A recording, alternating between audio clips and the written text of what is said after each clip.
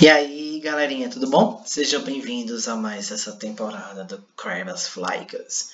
E nessa temporada, nós vamos dividir a Histologia 4 em duas partes. Hoje a gente vai ver uma introdução, agora, nessa aula 1, introdução à bioenergética, analisar quais os termos que nós vamos utilizar nessa biogenética, e depois, nas aulas 2, a visão geral e por aí vai. Beleza? Vamos lá, então? Seguinte, com o metabolismo energético, nessa parte 1, vocês têm que entender, pelo menos, as reações. Já é de bom caminho, tá? Então, como assim? Eu vou ter as reações chamadas de reações endergônicas e eu vou ter as reações chamadas de reações exergônicas. Como é uma reação ender, que se eu for só para a nomenclatura, endergônica quer dizer que eu estou recebendo energia, dentro. Exergônica colocando para fora, ou seja, liberando a energia. Então, nesses dois processos de endergônica, eu colocaria para vocês a fotossíntese e no processo de exergônica, a respiração celular, beleza? Vamos lá para um exemplo didático, mais prático aqui do nosso cotidiano. Um jogador de tênis, os jogadores de tênis aqui, bonitinho. A raquete serão os reagentes, a bolinha será o nosso ATP, a nossa fonte de energia. Vamos pensar no seguinte, a partir do momento que este cara que está do outro lado, para onde eu estou apontando, observe que ele está sem a bola. Não é isso? A bola representa o ATP. A partir do momento que este cara ele lança a bola para o indivíduo que está do outro lado, esse indivíduo que recebeu a bola, ele está recebendo a energia. Não é isso? Então, ele é uma reação endergônica. Este cara que liberou a bola para o outro lado, ele está liberando a energia. Então, a energia está sendo liberada, então ele é uma forma o quê? Exergônica. Se nós observarmos também aqui no gráfico, a gente vai ter as exergônicas e as endergônicas. Eu vou notar o seguinte, reagente menos energia que o produto, tá? Por quê? Porque imagine que eu estou ganhando energia, não é isso? Então, o reagente ele tem menos energia que o produto. Esse cara aqui, ele é de forma endergônica. Do outro lado é a exergônica. Ou seja, eu estou liberando a energia. O que é que você tem que notar? Olha para esse quadro aqui, para esses gráficos. O cara, ele tem a energia acoplada para ele. Ele já tem a energia acoplada, quase que não sai. E essa energia ela vai ser liberada, certo? Este cara aqui está recebendo a energia para que ele possa chegar até o topo da colina.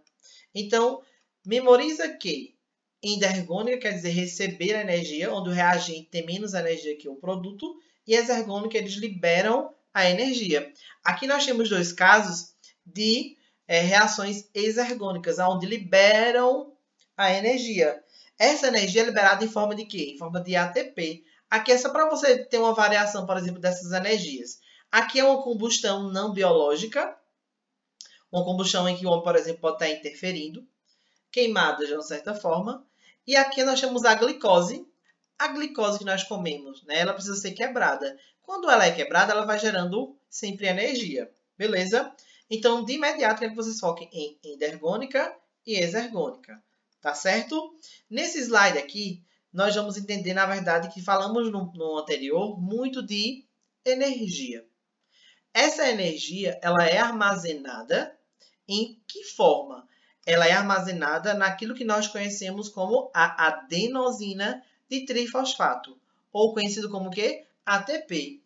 Se você observar nessa imagem aqui à esquerda de vocês, a gente tem o leite, manteiga, pão, os ovos e proteínas, carboidratos,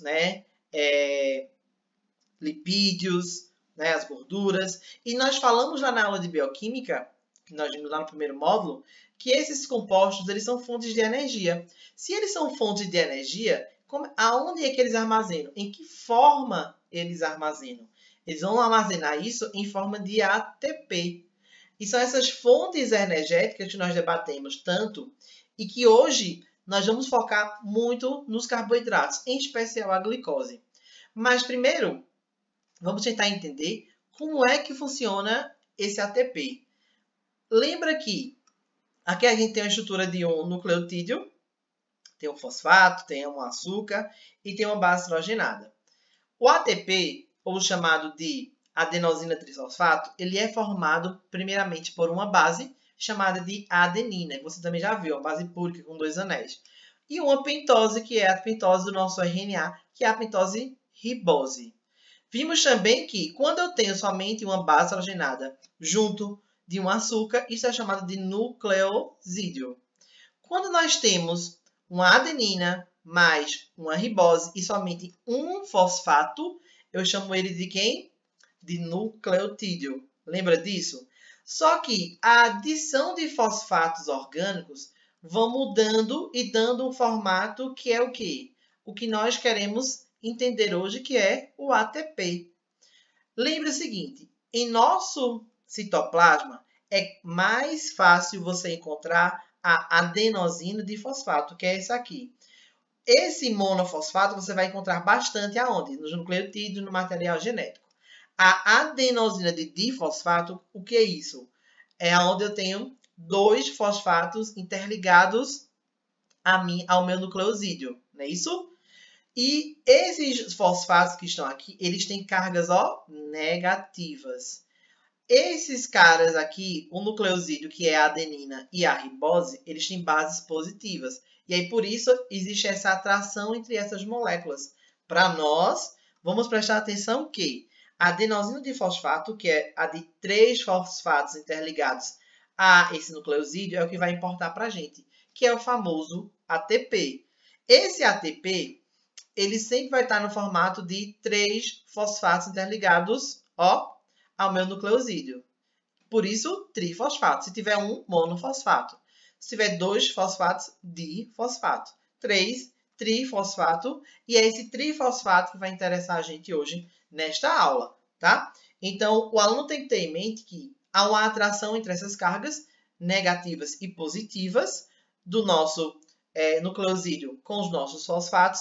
E esses fosfatos eles estão em forma inorgânica e eles são de cargas negativas. E que você também já ouviu falar sobre ele lá nos sais minerais, na nossa primeira aula. Né? A função dele, ele entra na composição dos nucleotídeos, na composição da respiração celular. Então, é aqui que nós estamos vendo ele. Tá? Então, para resumir, eu tenho que entender que vai ser mais frequente você ter o adenosina de difosfato no nosso citoplasma. Só que a partir da alimentação que você tem, você vai gerando energia. Se você vai gerando energia, você vai formando o que nós conhecemos de adenosina de trifosfato. Esse é o importante para a gente, que é o nosso famoso ATP. E como é que a gente utiliza? Né? Nesse fluxograma que eu fiz aqui para vocês, nós vamos ter o seguinte. Nós vamos ter de como utilizar esses pacotes de energia. Esse ATP, nós já vimos alguns exemplos que nós falamos muito, né, que a glicose é uma fonte de energia, que as proteínas são fontes de energia, que os lipídios eles são reserva energética, nós vimos sobre isso, mas como é que ele é utilizado? Falamos também que eu tenho um ADP, o adenosina de difosfato, que quando eu interligo a um fosfato inorgânico, eu formo um lindo ATP. É o famoso que acontece no nosso cotidiano. Imagine você no começo do mês, onde você vai estar com a carteirinha cheia de dinheiro. Se ela está cheia de dinheiro, vamos dizer que o dinheiro é o ATP. Ela está cheia de dinheiro. E aí você sai com sua cremosinha para fazer compras. A partir do momento que você sai para fazer as compras, você está liberando o ATP. Ou seja, era o dinheiro que você tinha. Você está gastando. Então, tem que ter em mente que eu gasto energia para formar um ATP e eu também libero esse ATP para alguma normalidade ou algum trabalho celular. Então, vamos lá de novo. Para eu formar um ATP, eu preciso ter um ADP, que já é livre no nosso citoplasma, e um fosfato inorgânico. Professor, e sempre acontece isso? Sim, porque essas reações entre o ADP e o fosfato inorgânico é uma reação reversível, de fácil quebra. Então, por isso, ela acontece diariamente para formar um ATP. Geralmente nos processos de respiração celular. Então, é um trocadilho que, para eu produzir ATP, eu gasto energia. Né? Para eu liberar o ATP, eu também estou gastando energia. Né? Como? Mas eu estou gastando essa energia como? Um trabalho celular, um transporte ativo, uma contração muscular, a produção de calor e síntese de substâncias, certo? Então é somente esse trocadilho. Ó. Carteira está cheia? Tenho ATP. Vou gastar? Não tenho mais esse ATP, né? Então é aquela que você vê trocadilho. Eu utilizo, eu gasto energia para ganhar dinheiro, óbvio, vocês também, né? E só que ele também vai facilmente para o meio extracelular, né? E uma curiosidade que eu coloquei para vocês é somente isso.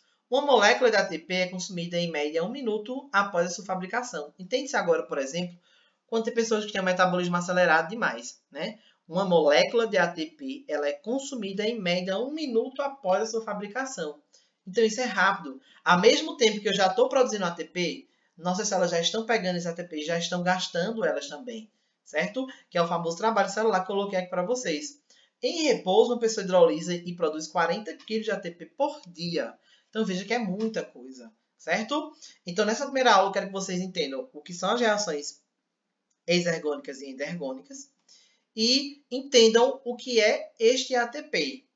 Para formar, eu gasto energia. Para liberar, também eu vou gastar energia. É um ciclo. Ó, ATP mais o fosfato inorgânico. Lembra que essa reação aqui, ela acontece porque ela é reversível. Ou seja, é de fácil quebra, certo? Então, tranquilo, gente. Essa foi a nossa primeira aula. Espero você já no próximo episódio. E não perca, que tá massa. Valeu!